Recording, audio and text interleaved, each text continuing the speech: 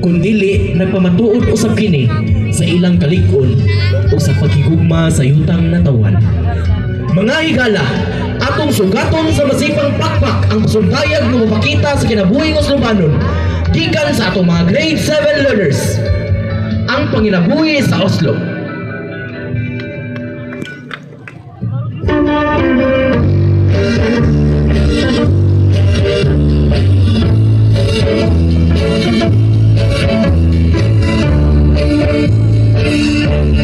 Ginsan ang sapat-sapat, ginsa may kalamlalan, ang koraksoy na ako nadakpan, ginhimo kung alinagpang nag-abot ang mga bisita, kabarkada ko sa inuman, linagpang kung ako ragsoy, amon ginsumsuman.